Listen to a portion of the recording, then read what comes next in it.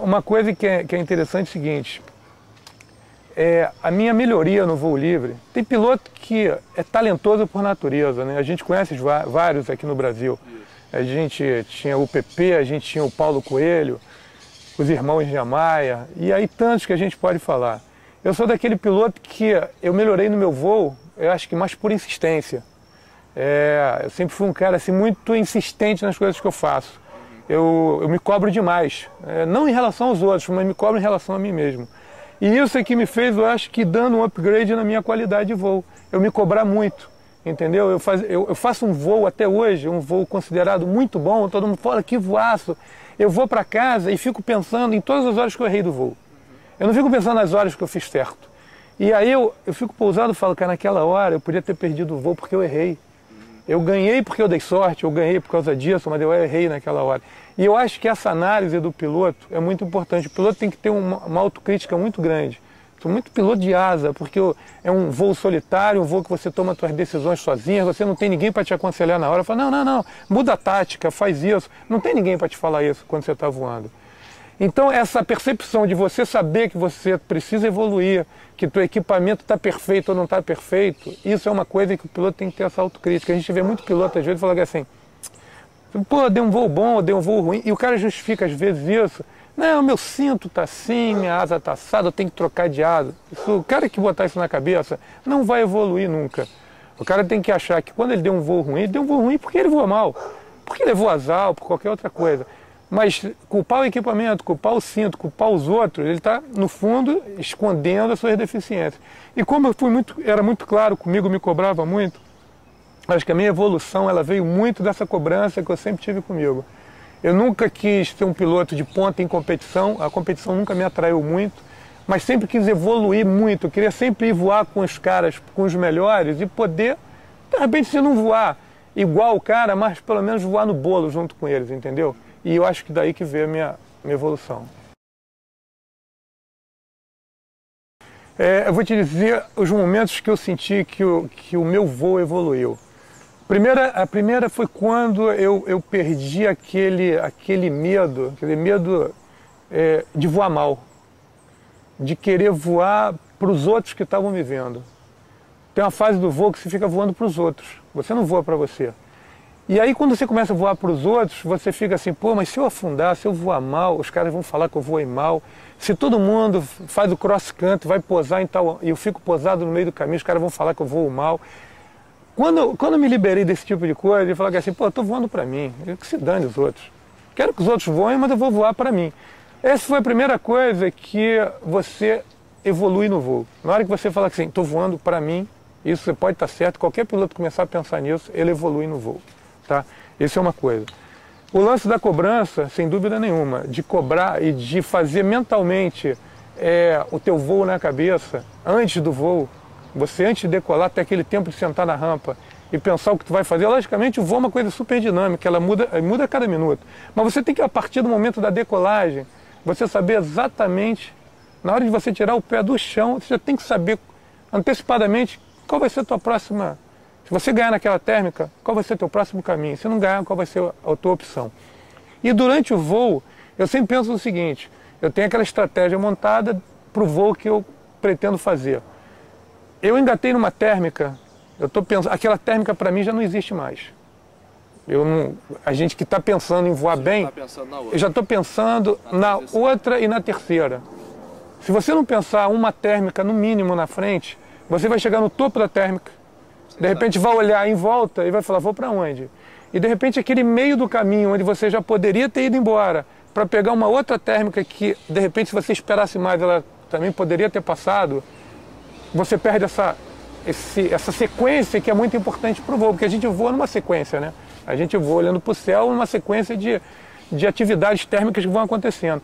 Então aquele negócio de você estar voando, começou, ganhei uma térmica no chão baixo, mas ganhei uma térmica forte, eu já estou enroscando aquela térmica para mim já passou, já é passado, eu estou pensando nas duas seguintes. Não adianta, o voo livre, por mais que os pilotos estejam começando, e eu passei por isso também, de chegar para alguém e falar, pô, mas como é que tu fez esse voo? Pô, mas como é que você fez aquilo, como é que você ganhou? Não adianta, por mais que o cara... A teoria ajuda, lógico que ajuda, mas não adianta que o piloto só vai ser bom piloto com horas e horas e horas voadas. Não tem outra, a não ser quando o cara é um fora de série, que isso são poucos. A grande maioria, e até o fora de série, ele também para chegar a esse ponto de estar enroscando numa térmica sem pensar mais nela, quando você está dirigindo, você freia, passa marcha, você liga a seta, você não pensa nesses movimentos. Certo. Você não pensa, eu vou frear, eu vou botar o pé na embreagem, eu vou... Se você fizer isso, tu não anda com o teu carro. É a mesma coisa no voo. Condicionamento. É condicionamento, eu tô na térmica, eu tô sentindo o calor da térmica, o vento no rosto, a mudança, até o cheiro. Eu voando, acho que os pilotos também, a maioria sente, eu sinto a diferença de cheiro de uma térmica quando não está numa térmica, do calor no rosto, de uma coisa para outra. Isso você sente, isso para mim é automático. Então aquele negócio de você inclina mais, abre mais, alivia mais, isso já acontece quase que naturalmente. E nisso tu está pensando, olhando em volta, enroscando, e às vezes eu me pego enroscando, e eu que gosto de filmar muito meus voos, eu fico às vezes vendo o que eu faço no voo, e vendo, isso eu fiz por causa disso. Às vezes eu estou enroscando numa térmica, e meu braço está indo com a térmica virando para lá, e meu pescoço está olhando para o outro lado, e aí que eu me lembro que eu estou olhando para aquilo, porque eu estou vendo alguma coisa que está me dando um indício de alguma coisa que está acontecendo, que pode ser importante para o prosseguimento do voo. Entendeu? Então, voltando ao que você me perguntou, hora voada, não tem outra oportunidade do piloto evoluir, ou então de fazer isso mecanicamente, só com horas de voo. Aqui em São Conrado é muito peculiar o voo pelo seguinte, a gente tem dia que pega aqui um voo forte, um voo turbulento, às vezes a gente pega um rotor aqui, que foi meu único acidente em 25 anos de voo, que às vezes você não pega, você vai para Brasília não pega, você vai para Andrada não pega, você pega um rotor numa violência, você pega aqui o rotor do Cristo numa violência, você não pega em lugar nenhum. Mas ao mesmo tempo você pega aquele voo marginal, que você fica voando na copa das árvores, e que isso dá uma qualidade, dá uma sensibilidade. Você pega que esses pilotos todos que nós temos aqui no Rio, que voam excelentemente bem, pega todos eles, bota num dia de merreca total, que a maioria vai voar 10 minutos, os caras vão voar 20 minutos em cima das árvores. Logicamente, quando você vai para uma condição forte, voar na térmica forte, bem ou mal, quadrado ou não quadrado, todo mundo acaba subindo. Agora, o cara que está com aquela sensibilidade super na mão, numa condição forte ele vai subir mais, numa condição média ele vai subir mais, numa condição fraca a maioria vai cair, ele vai ficar voando. Então São Conrado dá isso pra gente, esse aprendizado. E por estar voando aqui em São Conrado com esses pilotos de qualidade, é aquela tal história. Se você começa a andar com um cara do teu nível abaixo, logicamente você não evolui. Então você tem sempre que ter o parâmetro, eu tenho, olhando os caras aqui voando, eu falo assim, porra, eu quero voar, vou pegar ele e vou colar nele. Se eu em alguma parte do voo eu botar para cima e ainda correr na frente, é sinal que eu já evoluí alguma coisa. Então não tenha dúvida nenhuma. Está voando junto com essa galera, voando em São Conrado.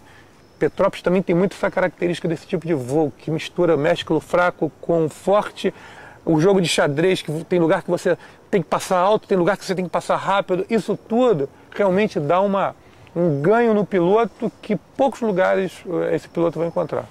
Claro, isso. A gente vai voar para o interior, você pega um Brasília bom, pega um Valadares bom, pega um Andrada bom, dificilmente num voo que você faz de 100 km, vai se alternar aquele voo. O teto está da mesma altura, o vento normalmente varia pouco, pode pegar um contravento pequeno e tal, mas de uma forma geral, nesses lugares, nos interiores que a gente voa, a condição ela se torna igual praticamente no período todo que se voa.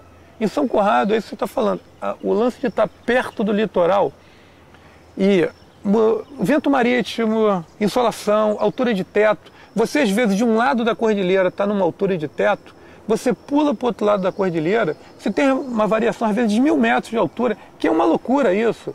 E se você está voando em São Conrado do lado da rampa ali, naquelas fraquinhas, todo mundo por ali e tal, você faz aquele contorno de jogar, vai meio para o suicídio, não pegar vai posar numa roubadinha, mas você faz aquele suicídio de tentar pegar a condição que vem para o norte, isso já aconteceu comigo várias vezes, de pegar e ir para uma condição de estar voando a 1.600, 1.700 e ver a galera de São Conrado voando a 500 metros sem ir para lugar nenhum e você numa outra dimensão de voo. Por quê? Porque o litoral acaba proporcionando esse tipo de condição e a variante do litoral é muito grande.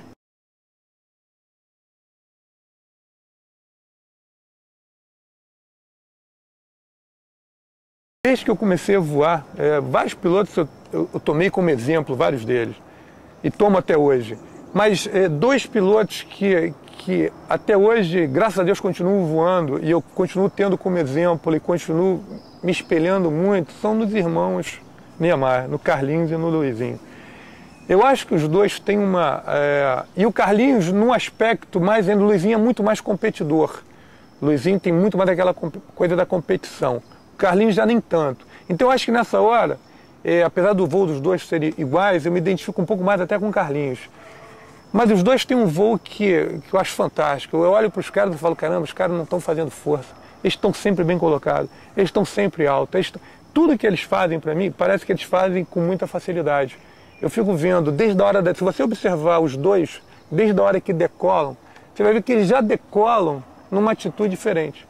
Você vê o cara na térmica, às vezes eu sinto que eu estou brigando com a minha asa. Aí eu olho para o lado, para o Carlinhos voando, ou ele mente, ou ele engana demais, porque você olha para ele e o cara não está fazendo força. Não tá, e ele não está fazendo força. Está fazendo... Se está fazendo muito menos do que eu. Né? É suave. Então, o comando dele é suave. A tirada dele é certa. Até quando ele tira errado, ele, pela técnica dos caras, eles tiram errado, mas consertam no meio do caminho. Então, e tem o Carlinhos tem uma consciência do voo em si, de não se colocar em situação de risco, que eu acho fantástico. Que é um piloto que tem um gabarito enorme, mas não se dá a chance de se colocar numa situação perigosa. Então, esse conjunto todo dele, eu vejo ele como um piloto realmente que fala assim, bom, ele é meu espelho. Acho que às vezes é menosprezar a condição, né? E aquela velha coisa de vai dar. Isso realmente... E até o orgulho mesmo, né? O piloto, como qualquer pessoa, tem aquele orgulho de às vezes você querer fazer um voo que determinada pessoa está fazendo e você querer acompanhar mesmo não estando numa situação que você devesse acompanhar. Mas eu acho que aquilo que eu te falei de voar para si é uma coisa que está muito dentro dessa coisa do risco, porque quando você começa a voar para os outros, você acaba que esquece teu voo, começa a fazer o voo dos outros, e isso é um risco que você se coloca. E a outra é não a análise perfeita de uma condição, entendeu? A não análise direita. Eu sofri um acidente, como eu falei ainda há pouco, sofri um acidente sério, que não teve consequência, mas foi sério, exatamente por causa disso. Porque uma época que eu voava, que eu queria mostrar que eu voava, e não voava nada, mas queria mostrar que eu voava e desprezei a condição estava fortíssima. Pilotos mais experientes estavam desmontando a asa na rampa. E eu falei, não, eu já tinha feito uma sequência de idas ao Cristo e queria ser mais um dia de Cristo, eu não queria deixar de ir, e estava um vento muito forte. A ida para o Cristo, aquela tradicional, vai no rotor, e o rotor realmente é uma coisa forte, e nesse dia estava forte demais, e eu não quis saber, botei para dentro do rotor, aquela descendente absurda, peguei um acidente forte demais, e nessa saída dessa ascendente, eu caí numa descendente dela, capotei 4 vezes, a asa quebrou, paraquedas, morro, helicóptero, aquela lenha toda. Mas isso tudo em virtude de quê? Uma análise errada minha, achando que não, o rotor não vai estar tão forte. A biruta na rampa estava que parecia que ia cair, né? Eu estava montando longe da rampa com medo da biruta cair, para tu ver. Pô, outros amigos experientes desmontando, falei, pô, por que só eu que vou voar? Pô, deve ter alguma coisa errada, e tinha. Entendeu? Então, esse tipo de coisa, com o tempo... Hoje em dia, se eu achar que eu não estou em situação legal para voar, estou voando, não estou legal, não estou bem, hoje eu acordei meio... Eu desmonto minha asa e vou embora, não vai mudar nada a minha vida por causa disso. Mas tem uma fase do voo, eu acho que de qualquer coisa que você faz, que o teu orgulho não te deixa andar para trás. Andar para trás nisso, de se recuar, não, eu vou recuar. Agora é minha defesa, eu não quero me colocar em risco. Então eu acho que esse tipo de coisa, esse tipo de pensamento, análise da condição, você não querer olhar para o outro e fazer o voo da outra pessoa, isso eu acho que é fundamental. Agora, logicamente, tem aqueles acidentes que são inerentes ao esporte. Você está no cross country, você vai entrar num poço, porra, você entrou achando que o vento está vindo assim, quando você botou em microclima, o cross country acontece muito isso, você está num valezinho, onde o vento aqui em cima está de uma forma, a meia altura está de outra, mas no chão, que é o lugar principal, que você acha, está ao contrário, aí não tem jeito, aí você vai ter que se virar. É uma cerca, é um galho, é isso, é aquilo, e E aí isso é inerente, mas esses outros são totalmente evitáveis. No voo, eu sou conservador em colocar no risco. Eu sou agressivo de tomar decisão e botar para jogo. Eu não me importo de ficar posado no meio de uma roubada inteiro, no meio de uma roubada, isso não. E isso realmente no voo livre acontece muito. Você tem a mesma técnica do que eu, voa exatamente igual a mim. Mas aí tem uma diferença entre nós dois, que é a tomada de atitude. Eu tomei a atitude de jogar e se não pegar vou posar ali e acabou. O cara não, o cara falou, pô, eu não vou querer posar ali, eu prefiro posar numa coisa mais confortável. Vou igual, mas se eu chegar e pegar, eu vou fazer um voo maravilhoso, o outro vai ficar olhando e falar, pô, podia ter ido. Aí não é porque eu voo melhor ou não, é porque eu fui mais agressivo do que a pessoa. E agressividade não vamos confundir com loucura. O voo livre não tem lugar para loucura. Mais agressivo nisso, de eu vou insistir e vou embora.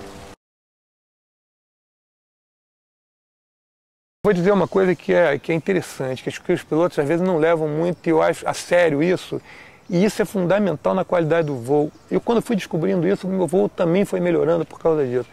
Detalhes, hein? Regulagem de cinto, altura de você em relação à barra, ângulo do cinto teu em relação ao teu trapézio. Os pilotos não têm não tem aquele saco de perder tempo em determinadas regulagens. Eu, de um bom tempo para cá, comecei a perder tempo nisso. E vou te falar que tem feito toda a diferença. Se você pega, vamos botar, a gente está falando do Carlinhos. Se eu pegar o Carlinhos na maia, levantar ele 2 dedos no cinto, o voo dele muda. Vai mudar o voo dele. Eu hoje, nas minhas regulagens, chega uma asa nova para mim, eu mando fazer 4, 5, 6 ring loops com variações de milímetros. Essas variações de milímetros, para mim, em relação ao voo, é a diferença de uma asa dura, de uma asa redonda, de uma asa quadrada. Isso eu estou falando do momento que o meu equipamento está alinhado, está todo regulado, que a asa não está caindo, não está nada. Depois o cinto, você não tem a dúvida, eu prefiro estar voando com uma asa desregulada do que com um cinto desregulado. E quando eu falo cinto desregulado, eu estou falando altura e angulação do cinto. Porque você quando mexe na altura, automaticamente você mexeu na angulação. Porque quando você está alto, você capota para ficar perto da barra. Quando você está baixo, você levanta o peito. Não adianta uma asa bem regulada se o cinto está mal regulado. Isso faz toda a diferença. Então, por isso que eu digo, é possível você melhorar ainda mais ainda o teu comando? Na hora que eu conseguir pegar ainda melhor a minha posicionamento no cinto, o meu comando na minha asa vai melhorar mais ainda. E eu sei que eu posso melhorar mais ainda esse posicionamento. Às vezes até o cinto, a regulagem de um tamanho de pé, uma regulagem de ombro. Você já regulou a altura, você já regulou a tua angulação. Uma regulagem de ombro. Uma vez estava eu e o Carlinhos, a gente ali, o Carlinhos falou, pô, cara, no final do voo, tô com as costas que eu não aguento, tô com isso, tô com aquilo. Já mexi, não tô mexendo. Falei, Carlinhos, tu experimentou soltar um dedinho, uma coisinha no ombro? Eu falei, mas eu acho que solta, vamos ver. Que eu tinha passado por isso. Ele falou, meu irmão, voei. Acabou a minha dor nas costas. Estava voando e era uma coisinha minha, mas sabe aquela coisa que você mexe, você fala, isso não vai influenciar nada? Fez toda a diferença. Então, por isso eu digo, tem sim como melhorar isso, melhorando essa coisa do cinto. O cinto é fundamental numa pilotagem de uma asa.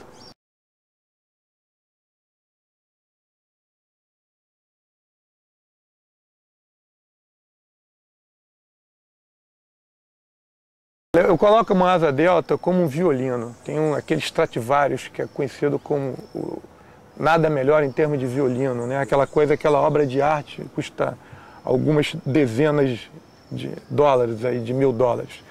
Não adianta você ter um Stradivarius maravilhoso, um violinista fantástico, se as cordas estão todas desafinadas. Não adianta você ter uma asa delta fantástica se ela está toda desafinada.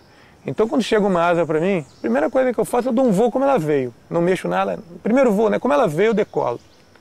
Aí eu começo a sentir. Eu falo, bom, ponta de asa. O que ela tá? Qual foi a tendência dela? Bom, ela tá assim, tá. Não mexo em nada. Vou mexendo uma coisa de cada vez. Não mexo em 2 coisas nunca. Eu não mexo no cinto e na ponta, eu não faço nada. Meu cinto tá regulado, tá na altura legal, tá. Começo a mexer na asa. Aí eu sim. Eu não mexia, também era outra coisa que eu te digo da minha evolução. A asa chegava para mim, ainda me gabava falando para os outros. Falo, cara, minha asa como vem, eu vou, não mexo em nada. Não precisa, os caras levam anos fazendo uma asa para eu chegar a mexer na asa. Mas o cara que faz os Stradivarius também. cara levou anos para fazer um violino daquele. E se você não afinar conforme o tom da música, ou como isso, ou como aquilo, vai ficar horrível, não vai ficar a tua cara, o jeito, ou não vai ficar bonito de ser escutado. A asa delta é exatamente isso. Depois que eu aprendi a mexer nela toda, e a asa delta pode mexer nela toda. Você pode mexer desde a ponta, desde a tala, desde o crossbar, desde o leading edge, desde o pitch, desde a tensão de tala, dos recuperadores. São tantas coisas que você pode mexer, que você começa a botar a tua asa, a tua cara. Hoje a minha asa, eu já digo assim, pô, minha asa já fica a minha cara. Então quando chega uma asa para mim, logicamente ela chega, eu já sei algumas coisinhas que eu vou mexer.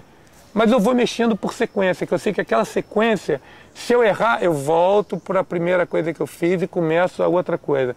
Mas isso é fundamental, eu mexo na asa toda hoje em dia. Uma regulagem que é simples e tem gente que às vezes reluta em fazer. Vamos supor, e é uma regulagem fácil, que hoje você solta um parafuso e roda um copinho na ponta. Vamos supor que a gente vai fazer uma brincadeira em São Conrado, um campeonatinho daquele condição fraca, mano a mano, que é aquela que é quem afunda menos. Qual é a melhor coisa nesse dia? Você está com uma asa onde você não tem que ficar comandando a térmica para o outro lado, que é aquela que a asa quer rodar para dentro da térmica, você vai perder na fraquinha. Logicamente eu vou chegar numa hora dessa, vou rodar o copinho, vou levantar essas pontinhas. Para quê? Para a asa, você pode inclinar, que a tendência dela, quando você vira, é querer voltar para fora. Então numa condição fraca, essa regulagem te dá um ganho enorme, que em vez de você ficar daquele lado pendurado e que isso te tira a performance, você pode ficar quase na mesma posição, empurrando na fraquinha, ela não vai cair para dentro, você está pendurado. Isso é uma diferença absurda. Logicamente é uma regulagem que você vai voar um Brasília, onde você sabe que a maioria das térmicas são fortes. O que você precisa? Precisa de comando. Você precisa fazer uma inversão rápida dentro da térmica. Então se você bota uma ponta muito sustentada, essa asa ela entra num trilho. Então você pega uma térmica forte com uma asa que está muito no trilho, pô, você para entrar para dentro da térmica, você não entra, você vai cuspido para um lado. Então quando eu vou para um lugar desse, eu às vezes já mudo minha regulagem, eu já baixo as pontas. Para quê? Primeiro porque você já ganha um pouco de velocidade com a ponta um pouquinho mais veloz. Porque isso de você mexer na ponta, de baixar, é porque você está ganhando velocidade nas pontas. Quando você ganha velocidade, você perde sustentação um pouquinho, ela tende logicamente a entrar mais fácil. Então eu vou para um lugar desse, o que eu quero? Bater naquele canhão, eu quero empurrar o braço e girar para dentro da térmica. Então isso é uma coisa básica que eu estou falando, mas que o piloto pode fazer isso com maior simplicidade. Se na rampa que está montando, eu canso de fazer isso. Estou botando a tala, eu vou ali, tiro o parafusinho, rodo o copinho, fecho. E você tem 1000 maneiras de você regular a tada do jeito que você quer. Eu acho que só deve ser feito por pilotos que já têm essa experiência de mexer nisso. Até porque isso pode trazer uma consequência grave para o piloto que não conhece. Porque uma asa sem recuperador, você tem aquele velho problema de você ter o stall por velocidade, né? Você tem um desprendimento e você capota de frente por excesso de velocidade. E o recuperador está ali por causa disso. Mas eu acho que deva ser mexido sempre isso. A asa vem de fábrica, lógico, como você falou, o cara não quer uma responsabilidade de botar a asa na mão de uma pessoa, o cara capotar. Ela vem extremamente recuperada, que cansa. Você em qualquer voo, do jeito que vem uma asa de fábrica, cansa você ficar aquela pressão de barra, você pendurado o tempo todo numa andada e tal. O meu limite de recuperação é o seguinte, eu vou mexendo, boto ela visualmente no chão, eu faço uma regulagem no chão e eu olho como ficou o borde de fuga, vejo o desenho da vela e tal, falo, visualmente está legal, vou para o voo, pego uma condição onde eu meto a marcha até o final, caço até o talo e vou colocando velocidade. Se eu sentir que chega um ponto em que a pressão de barra ficou zero, que eu sinto que a velocidade ficou enorme e aquilo ficou solto, passou do limite para mim. Entendeu? Então aí eu volto e vou voltar um pouquinho nesse recuperador. Eu não quero chegar nessa hora dessa picada forte com a asa caçada, eu não quero sentir aquela asa boba. Tem piloto que gosta de voar assim, voa assim em campeonato, mas paga o preço por isso. A gente tem vários casos aí de pilotos chegando na linha do gol, e normalmente acontece isso, é a hora que a asa entra numa atitude, numa turbulência qualquer, capotagem e coisas parecidas. Eu já deixo o meu limite. Nessa hora eu tenho que sentir um pouquinho de força, mesmo que seja pequena, mas eu quero sentir que a asa ainda faz um pouquinho de força, que é sinal que ela ainda está um pouquinho recuperada. Hoje em dia eu estou usando o Browning Competition junto com o 72S, o GPS integrado. Tem o Compeo novo, que a mim particularmente não me interessa por enquanto, porque ele não tem o Movie Map. E para mim, que gosto muito do cross country, o Movie Map para mim é muito interessante de ter. Com certeza vai ser uma evolução do Compel.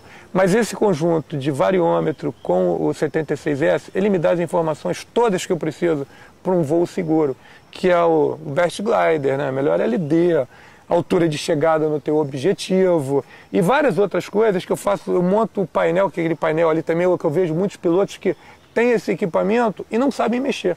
Pô, o cara tem um variômetro de top de linha, tem um GPS top de linha, o cara tem que usar o que o equipamento permite para trazer benefício. No GPS tem vários pilotos amigos nossos que eles não têm plotado o waypoint, ele não sabe trocar de página, não sabe mexer. Eu sou daquele cara que quando chega um equipamento desse para mim, eu boto naquele simulador, fico deitado na cama, gasto um pacote de pilha brincando, mas mexendo em tudo que é página. Porque quando você está voando, pô, você não vai aprender como é que eu vou passar nessa página, qual é o setup, não. Tem que ser automático, é botão aqui, go to, mexe, entra não sei o quê, porque é isso que te dá. Então esse conjunto é legal, porque além de te dar essas informações todas, a gente com esses programinhas novos de computador que você desce suas informações todas, tu faz depois uma análise em casa, e eu faço detalhada do seguinte, porra, nesse dia 30% das minhas térmicas eu enrosquei para a esquerda, caramba, eu estou forçando demais para a esquerda, por quê? Pô, sempre tem um lado que você prefere, mas será que não é a asa que está me forçando a voar mais para a esquerda que para a direita? Você começa a ter um desenho do teu voo e o equipamento que te dá essas informações todas. Eu acho que isso deve ter uma influência bastante grande, que você vê o seguinte, você está emiolado numa térmica, isso aí é claro, né? Você está emiolado numa térmica, logicamente a gente não está vendo. Já tiveram até estudos de pessoas que pintaram a térmica com fumaça colorida para ver como é que ela gira. Mas você está engatado numa térmica. Vamos supor que você não perca o miolo dela, você simplesmente inverta. Você sente que às vezes o fato de você inverter é a diferença de você estar subindo mais 1 e de repente subir mais 5. Porque o que deve acontecer é o seguinte, vamos imaginar um lift, um vento, um lift. Se você está de frente para o vento, quer dizer, liftando de frente, você está subindo.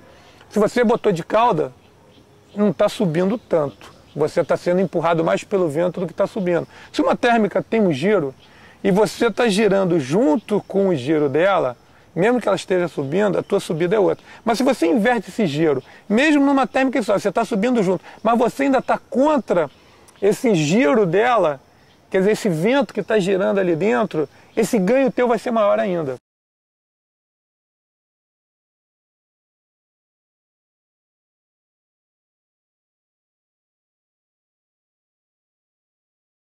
E dizem até que, não, mas para apurar a sensibilidade, ninguém vai voar mais sem vário hoje em dia. Quer dizer, eu acredito até que é de uma sensibilidade absurda você voar sem vário. Mas depois, os meus 3 primeiros Cristos foram sem vário. Eu não tinha. Mas hoje eu não conseguiria decolar sem vário. Mas sem aquele barulho seria totalmente impossível. Nós tivemos numa época aqui um campeonato que veio o Thomas Schuschnegg, que para mim foi um dos maiores pilotos que nós já tivemos. Fantástico, foi tricampeão mundial, um campeonato teve em São Conrado, ele foi para a bateria final, ele e mais 3 pilotos nossos também, ponto, top de linha. E o pilão era vista chinesa, volta para a rampa, complicado, o voo num dia complicado. E aí o Thomas Schuschnegg ganhou, e a galera chegou ali meio perto e tal. E aí o Thomas depois ele falou assim, foi dura tal, ainda mais resolvi fazer a prova sem variômetro. E o cara fez a prova e voou sem variômetro mesmo. Eu não sei se tinha dado algum problema, o que foi, sei que ele fez a prova sem variômetro. Mas um cara desse, desse que eu estava te falando que é fora de série. Ele só voa com a asa porque sem asa ainda não tem jeito de voar. Tamanho, logicamente, se você bate num canhão daquele que você contou 1, 2, 3, 4, 5, 6 e continua apitando, pô, tu vai fechar a térmica e vai subir. Agora, o que me faz às vezes não parar numa transição dessa é a certeza quase que absoluta que para onde eu tô eu vou pegar. Entendeu? E às vezes essa parada que você pode dar antes, pode ser a diferença de você chegar na frente já com uma nuvem dissipando ou perdendo aquela sequência que você está querendo colocar no voo. Quando no céu, você já esgotou todas as suas informações, o céu primeiro te dá uma informação precisa. Aí, logicamente, topografia. Se o lugar já é conhecido, são aqueles lugares das térmicas locais que você já sempre... Mas quando não, uma planície. Porra, eu vou olhar o acidente geográfico que tiver no chão mais acentuado. Se eu estou, vamos supor, Brasília, que você voa muito em cima daquele planalto todo. Se eu vejo uma reentrância no chão, uma quebrada, não sei o quê, eu vou correr para cima daquilo. Se eu não tiver nada, outra opção, se eu não vejo um piloto voando, se eu não vejo um dust subindo, se eu não vejo nada disso, a reentrância, cara, e como isso funciona? Isso funciona, mas muito. Aquele negócio de você estar no meio de um baixadão, não sabendo para onde vai, é o que eu digo para o piloto. Corre para cima de uma reentrância dessa, ou para um pequeno relevo, que ali com certeza, se você não pegar ali, dificilmente você vai pegar em outro lugar. Que ali é o lugar que vai estar descolando uma térmica, sem dúvida nenhuma. Você pensa bem o seguinte, você está vindo com vento de cauda e tirando junto com esse vento na linha do vento, você imagina o seguinte, se tem uma térmica atrás de você, ela está te acompanhando. Você está indo, ela está te acompanhando. Se tem uma na frente, ela também está deitando com o vento. Então você está indo, se você não está dentro de nada, você vai continuar dentro de nada até o chão, teoricamente. Tudo bem que você asa, voa numa velocidade maior do que a do vento, tudo bem isso. Mas essa coisa de você voar numa linha com vento de cauda é a pior situação que um piloto pode ter. Não está alto numa tirada é uma coisa, mas você procurando uma térmica, a melhor coisa, se você está baixo principalmente, é você tentar parar, mesmo que você, pô, eu não vou andar mais, não adianta você querer andar mais 5 km que não vai resolver o seu caso. É você parar e ficar no contravento, quase que fazendo uma... Porque se vier alguma coisa vindo, você está no contravento, você está sustentando mais para começar, e você está dando a chance que alguma coisa que esteja vindo, você chegue nela. Entendeu? Então esse negócio da linha, isso realmente na teoria, quer dizer, ela funciona muito bem. E é verdade mesmo isso, entendeu? Se você estiver alto, não vejo assim muita relevância nisso não. Até porque quando você já botou alto e você já saiu na base da nuvem, a térmica ali já perdeu quase toda a sua potência. Então essa descendente ou essa ascendência, ela já equalizou. Porque a nuvem nada mais é que a equalização das temperaturas, ponto de condensação. Mas numa térmica que você, de meio de caminho, que você tem que sair numa competição para fazer uma transição, eu prefiro realmente não sair pela frente dela. Porque da mesma forma que você, quando está chegando numa térmica forte, você entra numa descendente forte, cai nessa descendente, engata na ascendente, pô, se eu preciso maximizar a minha tirada, se eu preciso continuar com velocidade numa certa altura, pô, tu vai sair exatamente no lugar onde a térmica mais descende, pô, sai pelo lado, contorna a nuvem pelo lado e vai embora. Isso realmente é lógico. E a cor da nuvem, mais escuro ou mais claro, já define também o seu lugar de saída. Você já reparou que sempre a gente se pega, às vezes, fazendo mais força do que a asa precisa? Na hora que você está relaxado total na asa, aquela que você fala assim, eu vou entregar a asa para a térmica. Eu quando penso nisso, logicamente você não pode pensar nisso quando você está emiolado a 200 metros do chão, facante. Mas quando você já emiolou e a asa começa a subir, nessa hora, eu entrego a asa para a térmica, entrego assim. Eu fico segurando para não deixar a barra subindo da minha mão. Independente da força? Independente da força. Pode ser uma... mas eu fico com a barra na minha mão, por isso que eu estou te falando. Eu entrego, mas com a barra na minha mão. Você não pode deixar forte ou fraca, você não pode deixar a barra, você perder a barra. Mas forte ou fraca, mas numa hora dessa você entregar, a diferença, você às vezes se pega segurando. Aí eu falo assim, cara, tu tá picado para a térmica. Aí você entrega a diferença do vale, que é o teu, que a gente já falou ainda há pouco. Na hora que você larga, relaxa a asa para a térmica, você sente que você dá até mais, até ela sobe 1 metro, 2 metros, às vezes mais. E você às vezes está voando num grupo, cara assim, asa borda com borda contigo. Na hora que você relaxa a asa na térmica, você faz assim do cara, tu estilinga dele. Isso é incrível, mas isso, o cara tem que estar relaxado, engatado, emioladinho, largou a asa nisso, cara, a térmica deriva com ela certa. E uma outra coisa importante que eu estou falando também em relação a isso, eu quando engato numa térmica também, a primeira coisa que eu faço é marcar um ponto no chão, aonde eu engatei nessa térmica. Dali, eu procurar sentir a derivada, porque eu fico olhando para o ponto para saber exatamente a derivada que eu tive, para ter a noção exata da velocidade de derivada que ela me deu. Entendeu? Porque isso também é fácil você perder uma térmica por uma derivada errada. Então isso é importante para você marcar. Mas no outro é isso que eu estou te falando, é você soltar a mão da asa e deixar a asa embora. É um limite que eu acho que aí cada piloto é que vai ter o seu. Porque cada um sabe onde é que, né, onde é que a coisa fica mais apertada, né, onde é que o perigo pode estar maior.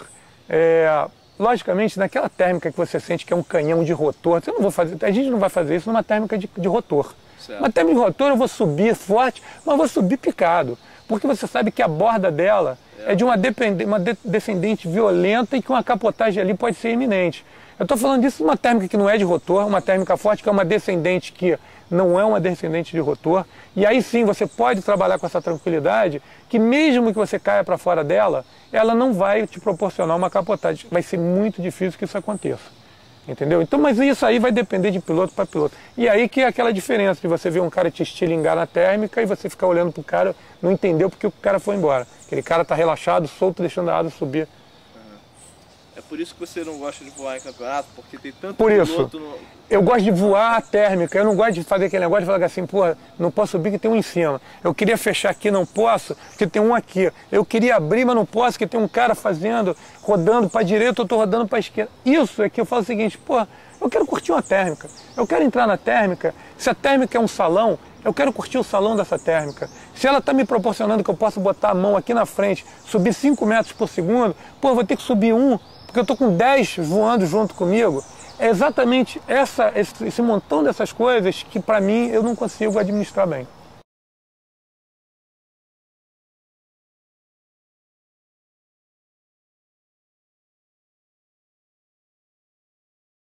Só se eu tiver de uma altura boa para cima. Eu não jogo no Dust Devil baixo, não.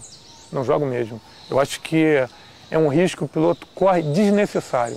Desnecessário. É uma força absurda um Dust Devil desse, baixo, com um miolo pequeno. Aquilo ali é difícil você engatar num Dust Devil a baixa altura, até porque ele é concentrado num miolo muito grande. É fácil de você capotar e difícil de você engatar. Entendeu? Então eu já tive a oportunidade de estar voando em Brasília, de estar com areia batendo na minha asa, assim, mas isso está voando a 700, 800 metros. Aquele barulho de areia batendo na asa. E a térmica que está por cima. Nisso tudo bem, eu vou engatar nele, não tem problema nenhum. Dessa altura para baixo, 500 metros, só se você não vê que é aquela coisa que você sente que, tudo bem, um dustzinho, um dust de verdade eu não vou não. Entendi. Esse eu me coloco no direito de posar e ficar olhando os outros. Eu uso na cabeça, eu até tentei usar aquele Macred, que é fantástico o Macred. A teoria é fantástica do Macred, mas eu acho que é muito dinâmico esse negócio da tirada nossa, ainda mais que é uma tirada a baixa velocidade. Se você faz um Macred disso num planador, onde você faz uma transição de 160 km/h, e que você está sentado e que você pode analisar aquilo perfeitamente, é uma coisa. Na asa, onde as transições não são tão grandes e a baixa velocidade e as variantes e variações são grandes, eu acho que aí é aquele negócio da sensibilidade total. Quanto você vai picar, quanto você vai caçar, quanto você alivia, vou fazer um Dolphin Fly, não vou tirar um pouquinho, Quer dizer, eu acho que aí, para mim, no meu jeito de pilotar, aí é a sensibilidade do piloto que vai me dizer. Então, na minha transição, eu uso o meu vento no rosto, eu uso a minha sensibilidade do que está acontecendo em cada segundo de transição. Quando você começa a voar num dia desse, você sente que as térmicas estão aparecendo com uma frequência X. Você começa a ver assim, caramba, tudo que é lugar bate uma térmica. Ou a cada tempo aparece uma térmica. Eu levo muito isso em consideração. Quando eu começo o voo, eu começo a ver o seguinte, caramba, térmica. Tu começa a fazer uma transição, você passa por uma térmica e tu fala, não vou enroscar porque eu ainda estou alto demais. Porque tem piloto até que diz o seguinte, que você deve enroscar da metade da altura do teto do dia para cima. Dali você tem que começar a procurar uma térmica. Entendeu? Isso é uma teoria que muitos têm. Mas, então você está alto, você fala, não vou enroscar porque eu quero chegar naquele ponto, senão eu vou ficar me atrás. Imagina se você enroscar em todas as térmicas, você não anda.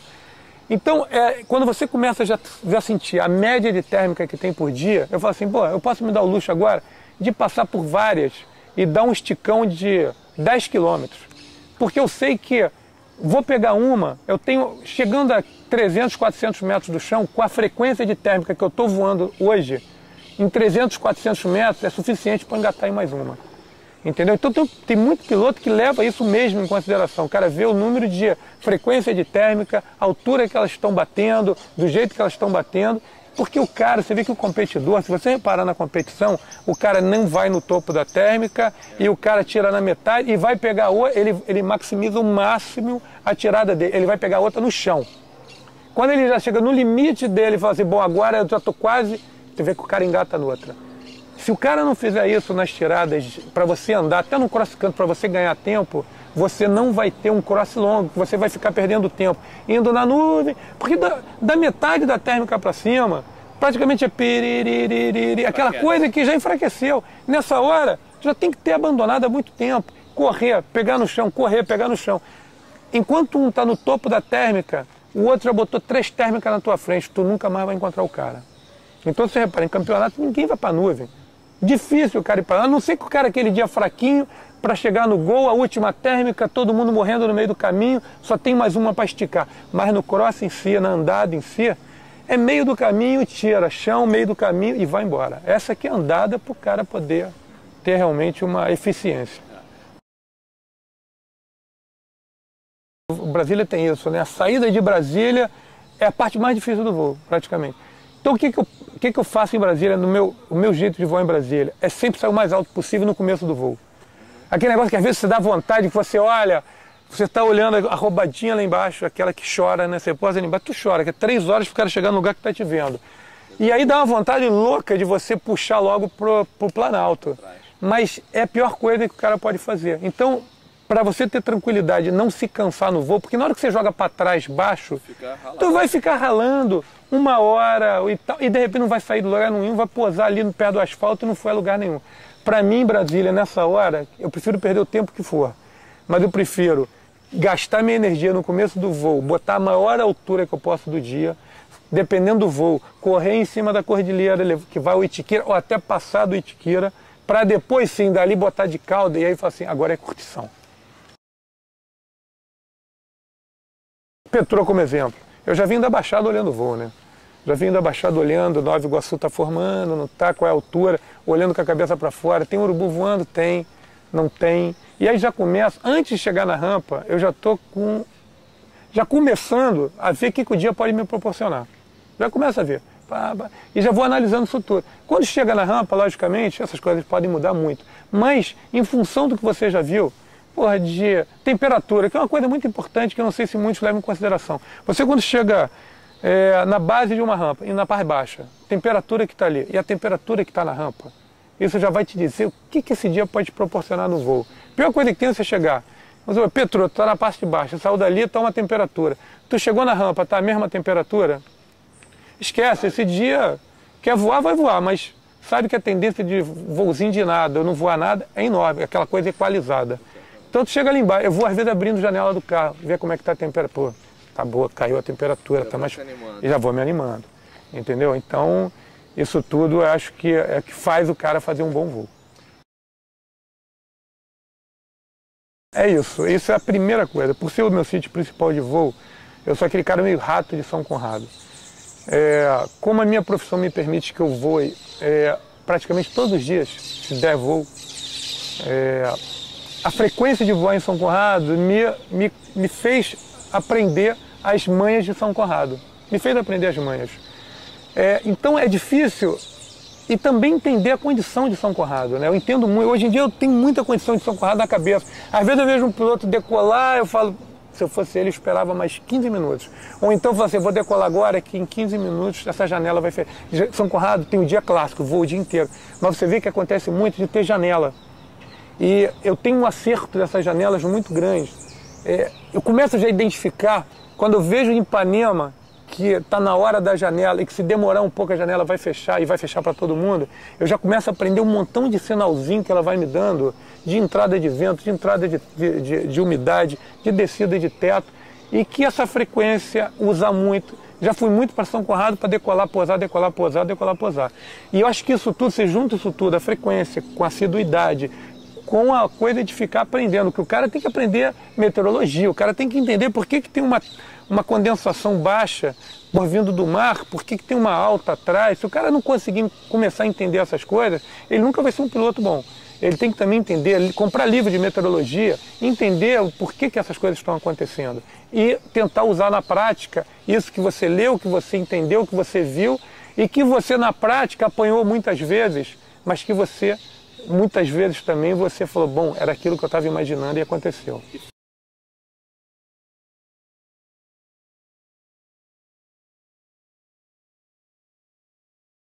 A teoria não vai dar a ninguém esse tipo de coisa, mas eu sempre fui um cara que, junto à teoria, eu ia para a prática.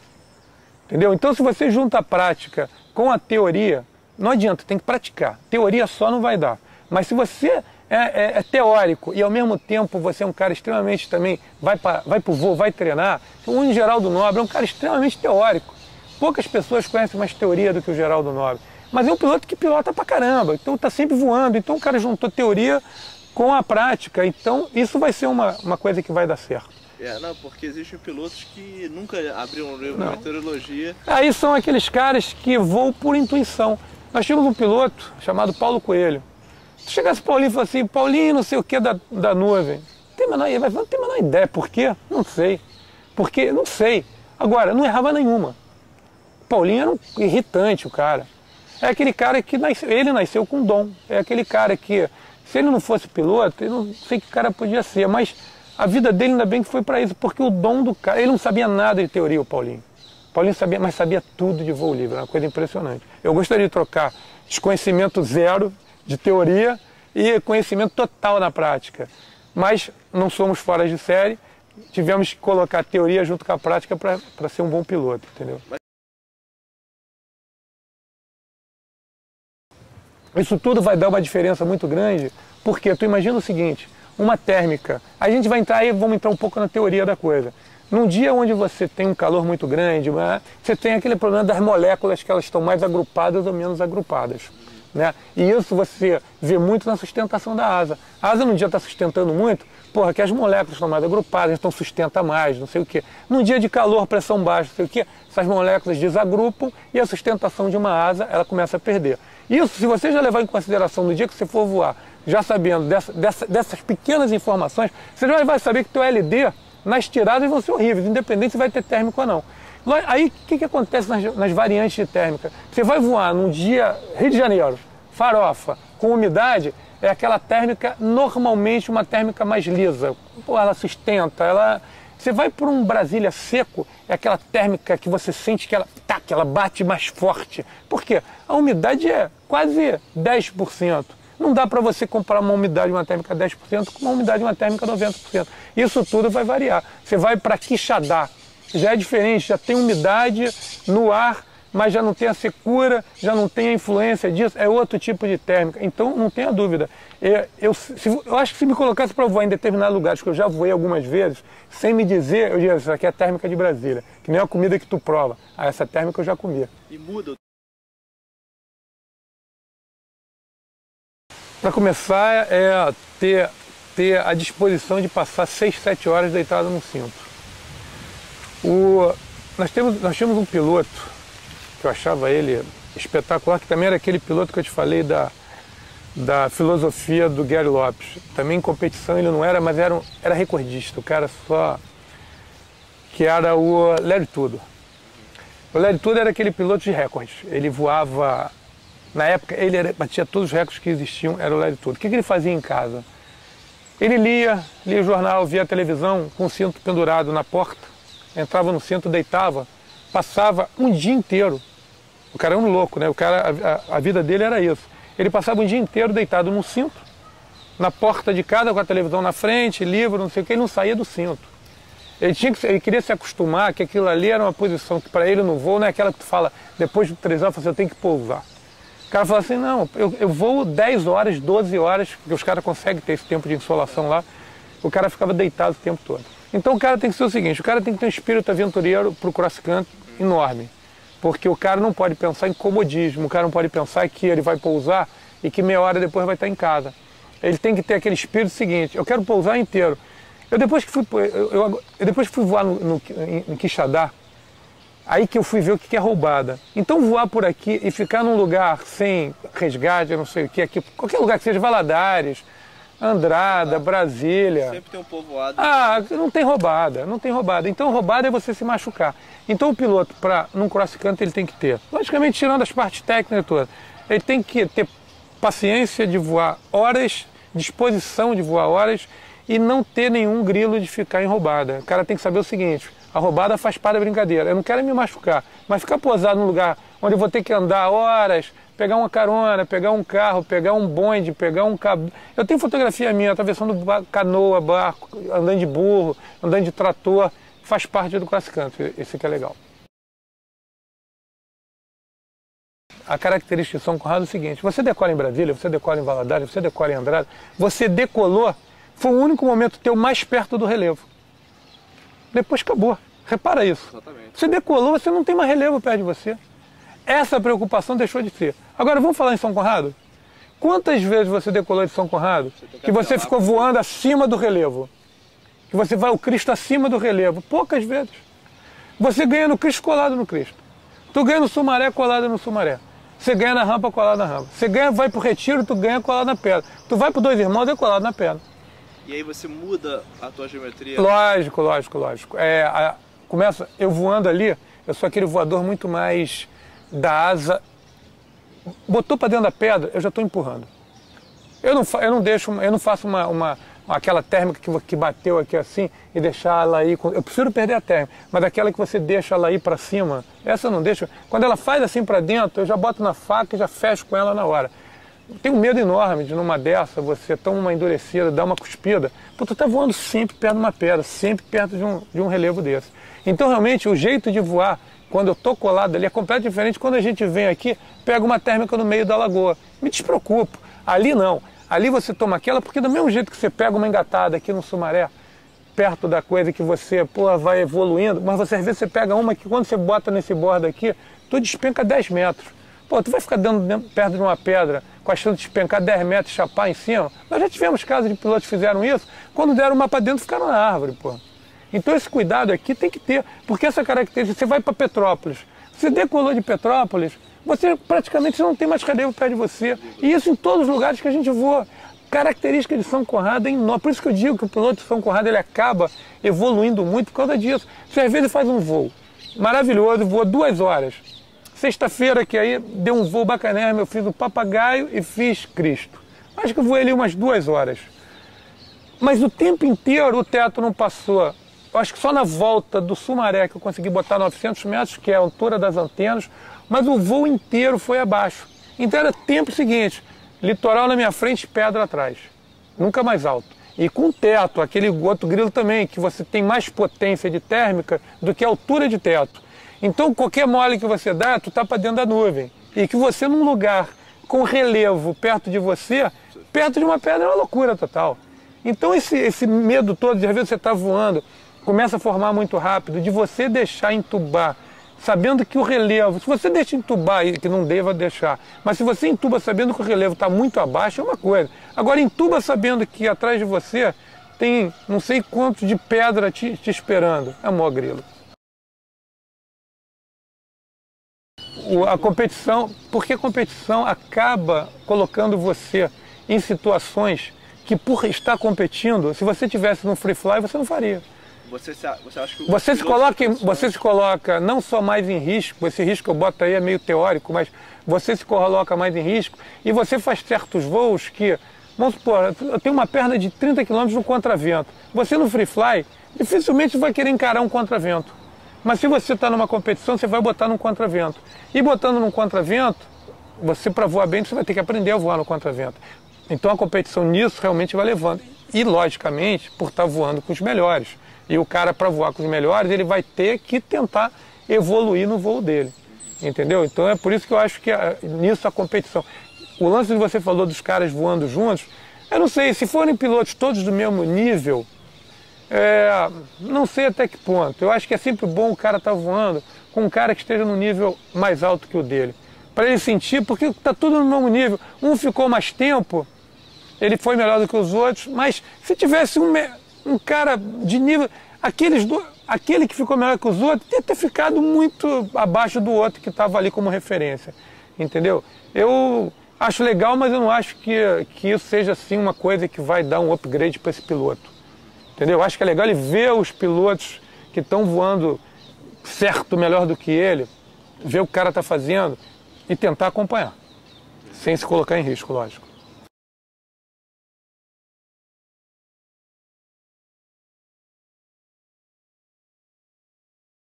Dependendo da térmica, sim. Hoje é difícil, pô, olha como é que isso aqui é meu. É difícil eu enroscar hoje que não seja com alguma coisa de marcha caçada. Te cansa mais voar assim? Cansa menos, eu acho. Cansa menos. Quando você está mais engatado, então, na térmica, então é que eu gosto mais de voar um pouquinho mais caçado ainda. Porque quanto mais você caça, apesar da asa, teoricamente, ela ficar mais dura, mas quando você está engatado, ela fica com menos pressão. E essa menos pressão para você empurrar, eu gosto mais da asa. Ela fica mais, eu vou dizer, você fica mais agressiva na térmica. Primeira coisa, não vamos nem falar de altura, que isso é claro. Voar caçado. O piloto não pode, contra vento, o cara se der o luxo de ficar voando meia marcha ou coisa parecida, vai perder o voo. E aí o cara tem que estar. Por isso que eu estou te falando que o recuperador baixo numa hora dessa te tira aquela canseira do voo. Porque tu pegar um contravento, voar 2 horas num contravento, com a asa recuperada fazendo assim, ninguém voa. Você não consegue. Então por isso que tem que estar asa muito bem regulada, pouca recuperação, para na hora que você meter a mão nela aqui assim, ela perder mais ainda a recuperação e você poder encarar esse contravento e andar contra o vento.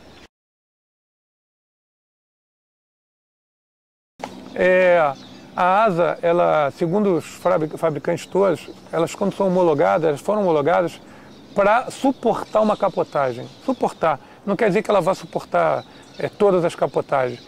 E um engolver, alguma coisa parecida, mal feito, ou um looping mal feito, você pode estar exercendo um G muito maior do que ela foi testada. Está fatigando. E está fatigando uma coisa que não leva a nada. O piloto que quer fazer manobras, acrobacia, a asa é toda reforçada, cabo, cross, essa coisa toda. Eu acho que pra gente não acrescenta nada. Que negócio, numa situação, não sei o quê. Olha, numa situação de capotagem, como eu capotei, eu te digo o seguinte, quando você capota, a asa não te avisa. Você não tem aquele negócio, você está voando e fala, nossa, fiquei inclinadão. O inclinadão ela não vai capotar. Se você está vendo o que vai acontecer, não vai acontecer, não vai ter consequência. Porque a capotagem, ela é tão radical que você não sabe que está capotando, você não sabe que capotou, você não vê a tua capotagem. Então nada te prepara para uma... isso aqui vai evitar que eu capote. Esquece. Você quando capota, o que houve? Não sei. No dia que eu capotei, eu só soube que eu tinha capotado quando o paraquedas abriu. Eu sabia que tinha que abrir o paraquedas, porque eu não estava voando, eu não posso nem dizer que eu estava caindo, eu não sabia o que estava acontecendo. A sensação é tão estranha que eu não consigo definir qual é a sensação quando você capota. É a sensação assim, eu estava voando e agora? É assim mesmo, e agora? Eu poderia estar em cima de uma árvore, eu poderia estar na minha cama. A sensação é esquisita, eu só sabia que eu tenho que abrir o paraquedas, aquela coisa que você mentaliza durante anos que um dia pode acontecer. E aí eu falei, pô, vou abrir o paraquedas. E cadê o braço que eu não conseguia botar meu braço para abrir o paraquedas? Porque a asa caía fazendo um spin, meu braço estava aberto, e a força G não deixava ele grudar no corpo. Eu queria trazer, não conseguia. E aí, aqueles milésimos de segundo que eu pensei, caramba, nisso o que você tem que fazer?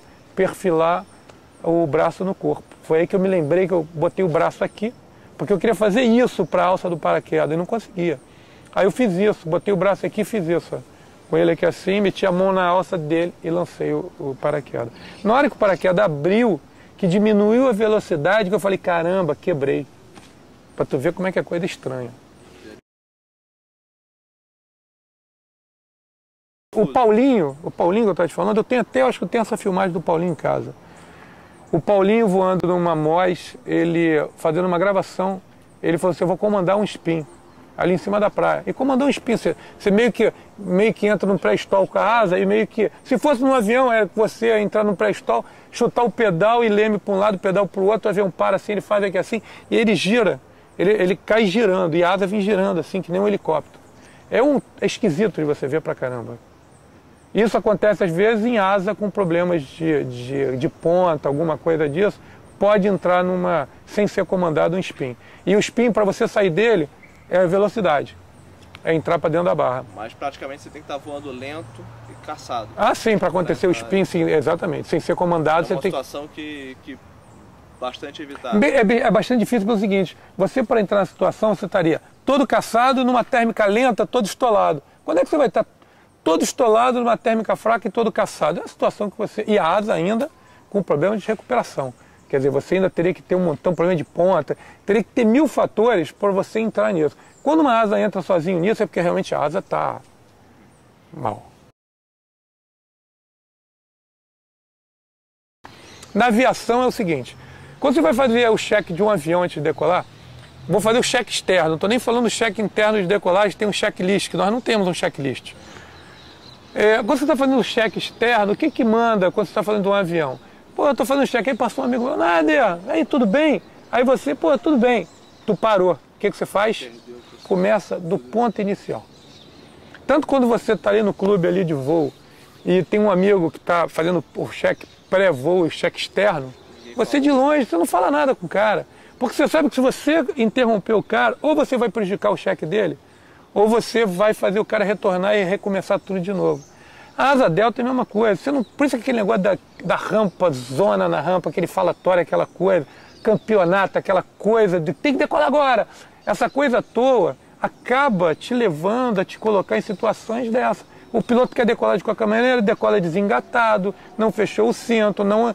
Quantos eventos você escuta que aconteceram nos campeonatos? Por quê? Porque aquele piloto ainda não adquiriu aquela coisa de fazer, bom, independente do que está acontecendo, deixa eu checar minha asa, deixa eu checar meu cinto, deixa eu ver se está aqui, eu fecho eclair, prender. Quantos pilotos já decolaram sem prender no peito? Você está me entendendo? Então, a asa, se o cara perde ali um minutinho, isso é fundamental. Olha a asa. Primeiro, o aspecto visual. E segundo, é ali naquele cheque principal que é da asa, levantar uma coisinha. Muitas vezes, hoje em dia, a gente bota resgate para montar a asa. Não tem problema. Basta você ter 30 segundos que você vai tirar qualquer problema na tua asa. Sabe qual é o problema? O piloto hoje intermediário, pela facilidade de pegar uma asa de alta performance, ele pula degrau. Isso é a pior coisa que pode acontecer. Antigamente, eu me lembro quando eu comecei a voar, a primeira asinha que eu saí do curso, eu comprei uma Atlinhas, que é uma asa, saída de escola. Eu voei, sei lá, eu dei 100 voos nessa asa. Eu dei tantos voos nessa asa. Quando eu saí dela, ela não tinha mais nada para me proporcionar. Eu sentia isso. O problema é que hoje os pilotos que saem e pegam uma asa intermediária, uma saída de escola, o piloto, ele não tem às vezes ou a humildade, ou alguém do lado que oriente direito, porque a maioria quer vender uma asa de alta performance lá para esse cara, do cara chegar e falar que assim, não, eu ainda não consegui ganhar Gávea. Como é que eu quero uma asa de alta performance para eu Cristo, pô? Tu tá me entendendo? Eu não conseguia pegar minha asinha de baixa performance, pegar um dia de farofa em Petrô, chegar alto em cima do pouso. Aí aquilo que eu estava te falando no começo, quando eu te falei do cara ter aquela autocrítica de falar assim, pô, eu não estou voando bem, não é porque eu estou com uma asa de baixa performance. Pô, eu fui com a minha Atlinhas para Porciúncula. Voava em Porciúncula na térmica, ganhava, ia em cima da cidade, engatado de Atlinhas. Então é aquele negócio do piloto falar que assim, não, eu é que não estou voando bem ainda, eu vou para uma alta performance. Então é muito difícil hoje, porque tem o negócio das vaidades, do piloto não ter a vaidade de achar que aquela asa para ele já não serve mais.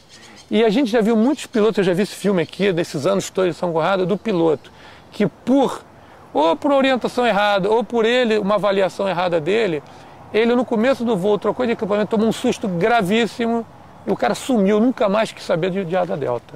Entendeu? Então a hora certa é aquela hora que o piloto o cara sabe disso. O cara sabe quando a asa já proporcionou tudo para ele. Ele fala assim, bom, essa asa já me deu tudo que eu tenho que dar. Hoje em dia eu sinto que eu não vou mais longe, eu engato na térmica com o cara, mas na hora que eu boto para andar, eu vou na mesma térmica, quando eu boto o cara vai na minha frente. Ou eu chego depois que o cara atrasadão, mas chego quando chegar nessa hora, o cara tiver essa visão, ele pode trocar de asa. Antes disso, eu acho que é é procurar tomar susto que não vai acrescentar nada. O susto só faz você ou parar de voar ou te atrasar do teu aprendizado.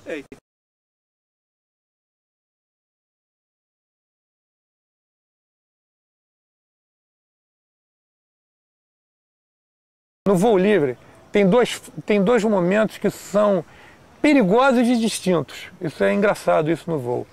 Decolagem e pouso. Por que são distintos? O pouso e a decolagem, você presta atenção, a decolagem ela é opcional. Você pode estar na rampa esperando a melhor hora para decolar. Mas acontecem vários acidentes, por distração, até pelo fato de repente você escolher o momento, você de repente não se concentra bastante. Mas é opcional.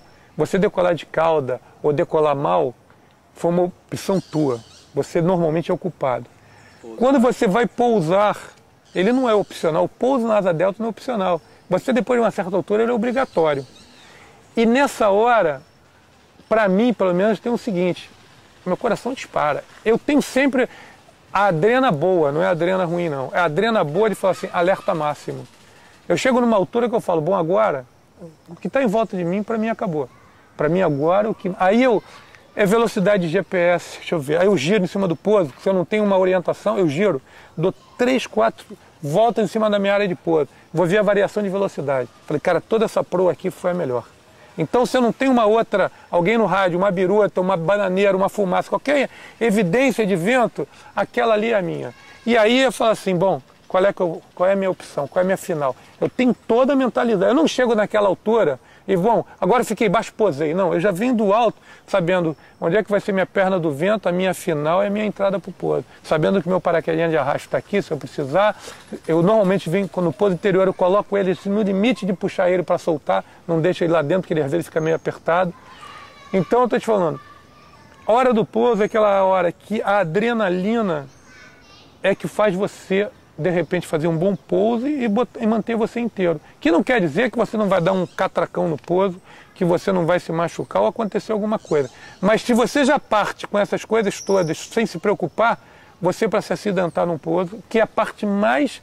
Na hora que você tira o pé da rampa, a hora mais importante do voo é você botar o pé no chão, inteiro. Se a asa tiver, o que diz é o seguinte, o pouso bom é aquele que você está inteiro. Melhor ainda se o equipamento também tiver. Então é aquele negócio, a asa pode destruir, eu quero ficar inteiro. Então, eu acho fundamental que o piloto tenha adrenalina na hora de pousar, a boa adrenalina. Eu só entro com o arrasto na mão se eu vejo que eu posso varar um pouso.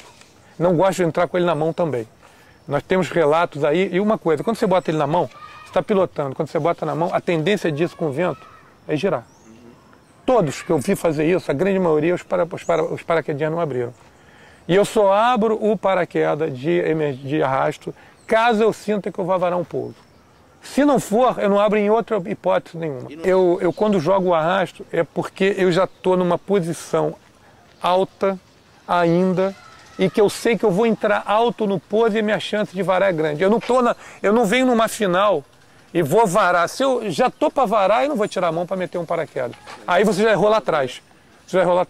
Eu, antes disso, eu sinto que o pouso está assim, está assado, eu falei, cara, eu vou entrar alto por algum motivo, ou porque está de cauda, ou porque você não deu para fazer a final baixa, porque você tinha um obstáculo, acabou que você teve que fechar antes. Nessa hora, aí eu já meto a mão nele, já vou... Porque o paraquedas de arrasto pode te trazer outras consequências, você não vai bater, mas em compensação um crash pode ser também ruim em função do paraquedas de arrasto. Eu queria melhorar em tudo, na verdade. Queria melhorar em tudo mesmo. Eu acho que eu tive um lado muito bom, que eu sempre pensei isso comigo, e hoje eu tenho consciência disso. O fato de eu não gostar de voar em grupo, como eu te falei do lance do campeonato, me forçou, até para uma sobrevivência boa no voo livre, quer dizer, sobrevivência em termos de voar bem no voo, me forçou a uma coisa interessante, a voar sozinho, a sair do grupo e buscar a minha técnica. Então isso acabou me proporcionando aquele negócio de tomar atitudes, de birutar. Não é que eu estou birutando, birutar para mim mesmo, não ficar esperando ninguém partir para o voo.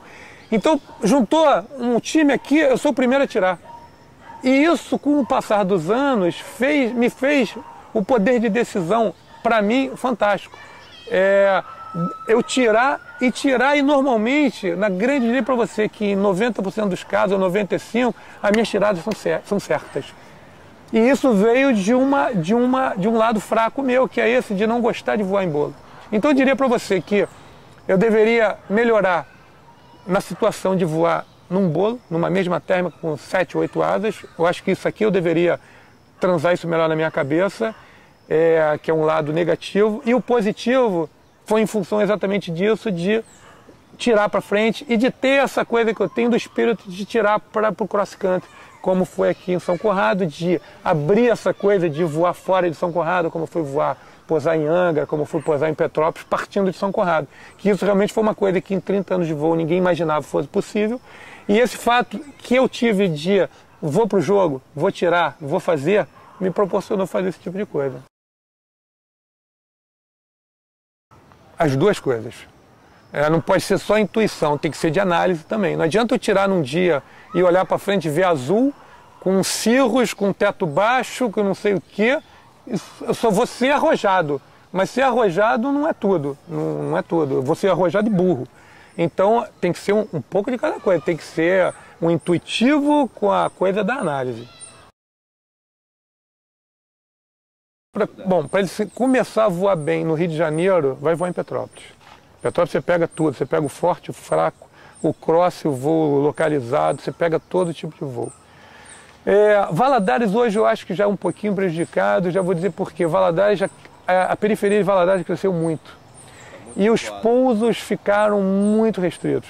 E o Valadares é uma topografia muito acidentada, muito de morrinho. Então você tem muito problema lá de fio, você tem muito problema de cerca, você tem muito morrote. Não acho que para o intermediário seria bom.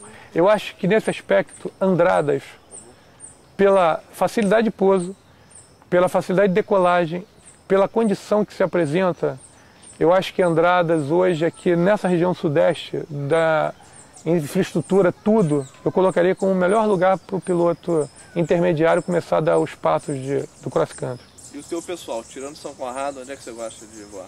Eu adoro Brasília, né, cara? Eu acho Brasília assim. Eu acho que o Brasília está como Hawaii está para o surf. Eu acho mais do que o Ceará?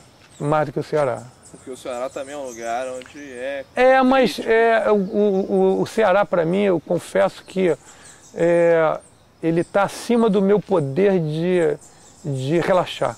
Eu acho que eu não posso me permitir aquele voo do Ceará. O voo do Ceará, a decolagem é muito forte, um vento muito forte.